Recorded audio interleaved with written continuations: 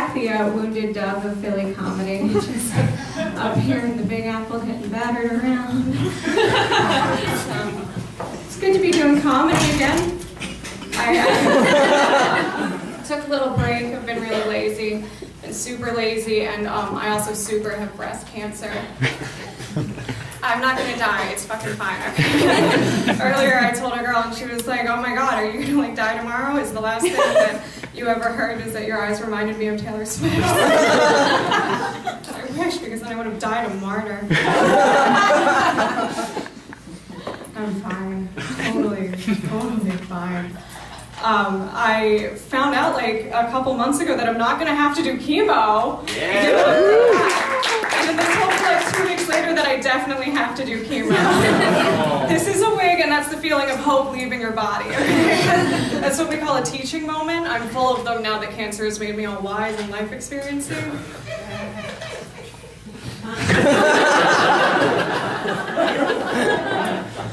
Thank you.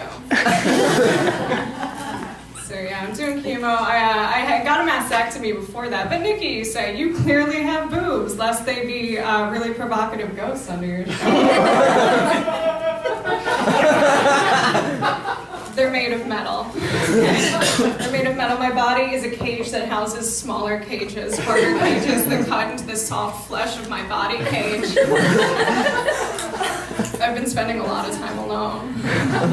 But who needs friends when every hug is painful? I went in to see my therapist the day before my mastectomy because I was trying to get a new outlook on life, be really positive. And she said to me, but it's kind of fun, right? It's a weird kind of fun. Because you get to pick your own size. Okay, Cupid is a weird kind of fun. Okay. Luring little girls to your truck, giving them candy, and letting them walk free because you like that catch and release kind of feeling. That's a weird kind of fun.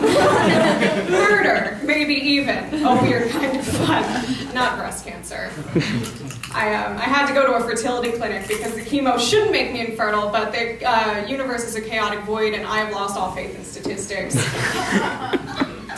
So what happens is I go into the fertility clinic and they take a vial of my blood. I signed up for a study, so sometimes a woman takes an extra vial of my blood and pays me $10 in cash because I'm a whore for science. I wanted to be like, can we just do this out back where the sad nurses take their smoking breaks? Make it really seedy. And then they do what's called an intravaginal ultrasound, which is when they lube up a robot and stick it in your vagina. Which sounds like a ton of fun, except your mom is there.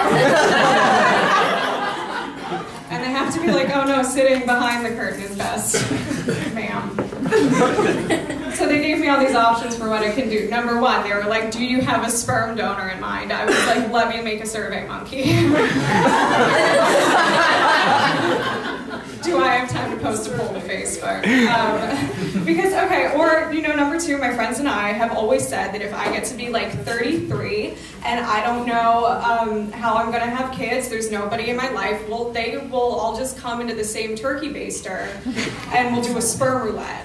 And then we'll raise that child collectively based on character traits until we, you know, figure out who the father is. But the doctor didn't recommend that. Yeah. They're getting like really tired of my recommendations. I have to get my boobs pumped up. I was like, can you just fill them with whiskey next time? They're like, why are you a child?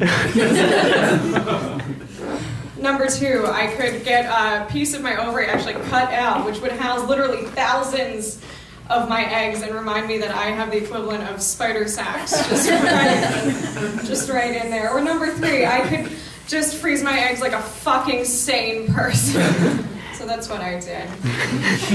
That's what I did. I'm feeling good. I just had a chemo on Monday, so I have what's called chemo brain. It's when you get super fun because it's like you're drunk all the time, but it's sadder. Guys, it's fine. You know, I don't have my boobs, but it's not like they've left me forever. You know, like they're always gonna be there. Up there, watching over me, looking down on me, guiding me. I've always had this fantasy of having post-death sex with Edgar Allan Poe, so he can just fuck my dead tits until I get there, right? And like right in between every dog I've ever owned and relatives that I like, the dogs are like, what? Guys, I'm kidding. I donated my breast flesh to science, so they're gonna burn in hell forever now. If I'm lucky, Oscar Wilde will think about fucking my dead tits in a flight of passing fancy. If I'm super lucky. Alright, it's fine. It's totally fine. I get to this super cool wig. I love this wig because it makes me look like Natalie Portman from that one movie. And then when I take it off, I look like Natalie Portman. Alright, guys, are you ready for